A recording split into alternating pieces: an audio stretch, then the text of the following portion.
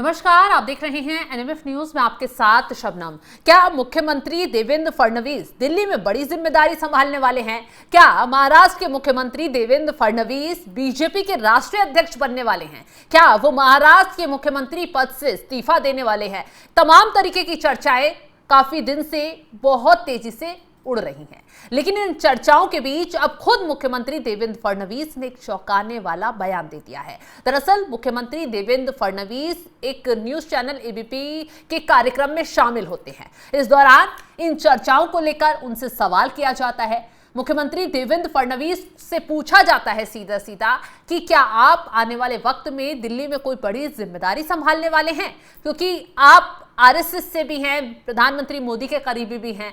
तो इसको लेकर मुख्यमंत्री सटीक और बेहद हैरान कर देने वाला जवाब देते हैं। आपको ग्राफिक्स के जरिए पूरा डिटेल से बताते हैं। दिल्ली में बीजेपी बड़ी जिम्मेदारी संभालने पर पहली बार मुख्यमंत्री देवेंद्र फडणवीस ने बड़ा खुलासा कर दिया है। मुख्यमंत्री देवेंद्र फडणवीस की तरफ से दरअसल एबीपी लाइव के शो में देवेंद्र फडणवीस से सवाल किया गया तो उन्होंने कहा जब तक यहां काम करना है करेंगे, तब जब तक उन्हें महाराष्ट्र की जिम्मेदारी दी जाएगी तब तक वो महाराष्ट्र की जिम्मेदारी संभालेंगे। जिस दिन कहेंगे दिल्ली काम करना है तो दिल्ली में काम करेंगे, जिस दिन कहेंगे कि दोनों जगह काम नहीं करना है तो घर जाऊंगा। ये बीजेपी है, सवाल खत्म हो चुका है, जवाब यही मिलेगा।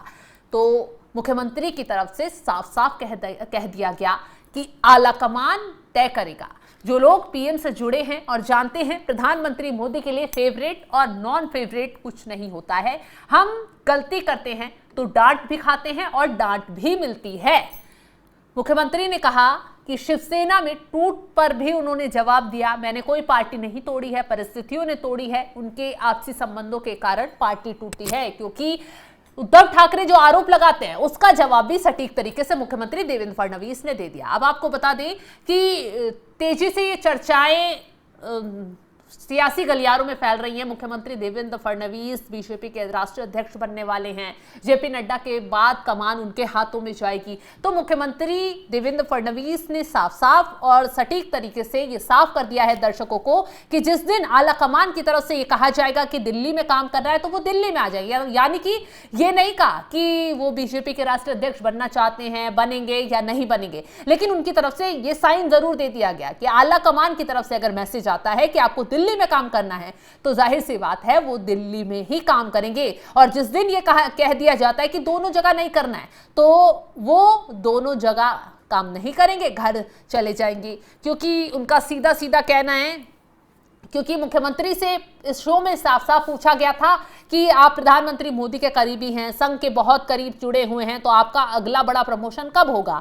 तो मुख्यमंत्री ने इस पर सटीक तरीके से जवाब सीधे शब्दों में दे दिया कि जो लोग प्रधानमंत्री से जुड़े हैं और जानते हैं प्रधानमंत्री के लिए कोई फेवरेट नॉन फेवरेट नहीं है, बल्कि बीजेपी में जमीनी कार्यकर्ता से लेकर हर आलाकमान के नेता तक सब लोग इक्वल हैं। आपने देखा होगा जब हाल ही में जहां जिस राज्य में चुनाव हुए बीजेपी ने जीत हासिल की तो कैसे मुख्यमंत्रियों के नाम का ऐलान किया गया, वो नाम सामने निकल कर आए जो लाइन में सबसे पीछे सबसे नीचे बैठा करते थे। लेकिन आज देखिए प्रधानमंत्री मोदी, अमित शाह, आलाकमान की तरफ से उन नेताओं को भी पूरी तवज्जो दी गई और उन्हें लाइन में सबसे आगे लाकर उन राज्यों की कमान दी गई। चाहे आप छत्तीसगढ़ देख लीजिए, राजस्थान देख लीजिए, महाराष्ट्र के साथ साथ हरियाणा, वो सभी राज्य ऐसे हैं जहां पर फेवरेट और नॉन फेवरेट देखकर मुख्यमंत्री नहीं बनाया जाता, बल्कि काम रिपोर्ट कार्ड के आधार पर मुख्यमंत्री बनाया जाता है कि जनता जिससे जुड़ेगी, जनता जिसके काम से प्रभावित होगी। बीजेपी में रिपोर्ट कार्ड देखा जाता है, काम देखा जाता है। यही वजह है कि मुख्यमंत्री देवेंद्र फडणवीस की तरफ से साफ साफ ये साइन दे दिया गया, अगर दिल्ली से मैसेज आता है, दिल्ली से कहा जाता है कि बीजेपी का अध्यक्ष उन्हें बनाया जाएगा या दिल्ली में उन्हें बड़ी जिम्मेदारी दी जाएगी, तो मुख्यमंत्री देवेंद्र फडणवीस वो जिम्मेदारी संभालने के लिए तैयार हैं। और नहीं भी दी जाती है तो भी वो बीजेपी से नाराज नहीं होंगे। अब आपको बता दें कि क्यों फडणवीस का नाम की चर्चा सबसे आगे चल रही है, क्यों मुख्यमंत्री देवेंद्र फडणवीस को लेकर कयास लगाए जा रहे हैं कि वो आने वाले वक्त में बीजेपी के राष्ट्रीय अध्यक्ष बन सकते हैं। दरअसल फडणवीस एक युवा और अनुभवी नेता हैं जिन्होंने महाराष्ट्र जैसे बड़े राज्य के मुख्यमंत्री और उप मुख्यमंत्री के रूप में काम किया है। उनका राष्ट्रीय स्वयंसेवक संघ यानी आरएसएस के साथ गहरा संबंध है, जो बीजेपी के लिए एक महत्वपूर्ण कारक भी है। वे प्रधानमंत्री मोदी, गृहमंत्री अमित शाह के करीबी माने जाते हैं और पार्टी के शीर्ष नेतृत्व का उन पर विश्वास भी है। जिस तरीके से वो काम करते हैं, चीजों को हैंडल करते हैं, अपनी नीतियां लागू करते हैं, उससे न सिर्फ जनता खुश होती है बल्कि आलाकमान भी उससे राजी रहता है। फडणवीस को संगठन का अच्छा अनुभव है। उन्होंने महाराष्ट्र बीजेपी के अध्यक्ष के रूप में भी काम किया है। अब देवेंद्र फडणवीस के अलावा कई और नेताओं का नाम भी बीजेपी के राष्ट्रीय अध्यक्ष की चर्चा में सबसे आगे चल रहा है। कौन कौन वो नाम है, उन पर भी चर्चा कर लेते हैं, उन्हें भी आपको बता देते हैं। शिवराज सिंह चौहान, मध्य प्रदेश के पूर्व मुख्यमंत्री और वर्तमान में केंद्रीय कृषि मंत्री शिवराज सिंह चौहान का नाम भी इस दौड़ में सबसे आगे है। उनकी संगठनात्मक क्षमता, लोकप्रिय छवि और आरएसएस से पुराने संबंध उन्हें एक मजबूत दावेदार बनाते हैं। केंद्रीय शिक्षा और कौशल विकास मंत्री धर्मेंद्र प्रधान को भी संभावित उम्मीदवार के रूप में देखा जा रहा है। वो पार्टी के केंद्रीय नेतृत्व के करीब हैं और संगठनात्मक अनुभव भी रखते हैं। निर्मला सीतारमण के नाम की चर्चा भी बहुत जोरों शोरों पर हो रही है। ऐसे में केंद्रीय वित्त मंत्री निर्मला सीतारमण का नाम इसलिए चर्चाओं में और ज्यादा है, वो एक अनुभवी नेता हैं और शीर्ष नेतृत्व के भरोसेमंद भी हैं। कुछ रिपोर्ट में उन्हें बीजेपी की पहली महिला अध्यक्ष बनने की संभावना भी जताई गई है। भूपेंद्र यादव, केंद्रीय पर्यावरण मंत्री भूपेंद्र यादव को भी पार्टी अध्यक्ष पद के लिए एक प्रबल दावेदार माना जा रहा है। वो पार्टी और संघ के करीबी हैं, एक कुशल रणनीतिकार के रूप में जाने जाते हैं। जेपी नड्डा का कार्यकाल समाप्त होने के बाद नए अध्यक्ष के चयन की प्रक्रिया चल रही है।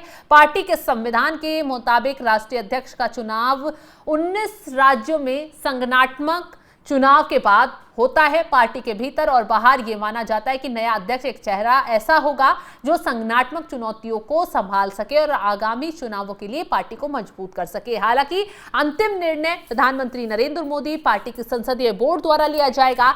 अब कौन बनता है ये तो देखने वाली बात होगी, लेकिन जिस तरीके से चर्चाएं सबसे ज्यादा तेज मुख्यमंत्री देवेंद्र फडणवीस के नाम पर चल रही थी, अब ऐसे में एक वो टीवी शो में शामिल होते हैं और उस दौरान उनसे सवाल इसी बात को लेकर किया जाता है कि अगर आप आने वाले वक्त में क्या आपको दिल्ली में कोई बड़ी जिम्मेदारी दी जा सकती है। चर्चाएं बहुत तेज हैं, तो मुख्यमंत्री देवेंद्र फडणवीस की तरफ से साफ और सटीक शब्दों में कह दिया जाता है आखिरी फैसला दिल्ली का होगा, यानी आलाकमान का होगा। आलाकमान जो तय करेगा वो फैसला माना जाएगा, फिर चाहे महाराष्ट्र की जिम्मेदारी का ही हो या फिर दिल्ली की जिम्मेदारी का हो। उन्हें जो पद दिया जाएगा, उन्हें जो कार्य दिया जाएगा, वो पूरी निष्ठा के साथ आगे करेंगे। तो मुख्यमंत्री देवेंद्र फडणवीस की तरफ से साफ साफ ये कह दिया और बता दिया गया है कि अब आगे क्या होगा, कैसे होगा। हालांकि जो उनकी तरफ से साइन दिया गया कि अगर उन्हें जिम्मेदारी दी जाती है वो तो संभालने के लिए तैयार हैं, यानी कि अगर उन्हें बीजेपी का राष्ट्रीय अध्यक्ष बनाया जाता है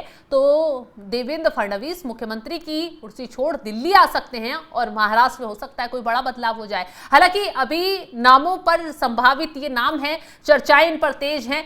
कौन बनेगा बीजेपी का राष्ट्रीय अध्यक्ष, इसको लेकर मंथन बीजेपी में लगातार चल रहा है। आखिरी नाम आलाकमान की तरफ से ही तय होगा। देखने वाली बात होगी कि कौन इस रेस में सबसे आगे निकलता है। फिलहाल आपको क्या लगता है कि बीजेपी का राष्ट्रीय अध्यक्ष, जितने नाम हमने आपको बताए, कौन इनमें से बन सकता है? कमेंट बॉक्स में अपनी राय जरूर बताइएगा। तमाम बड़ी खबरों की अपडेट के लिए भी हमारे साथ जुड़े रहें। नमस्कार।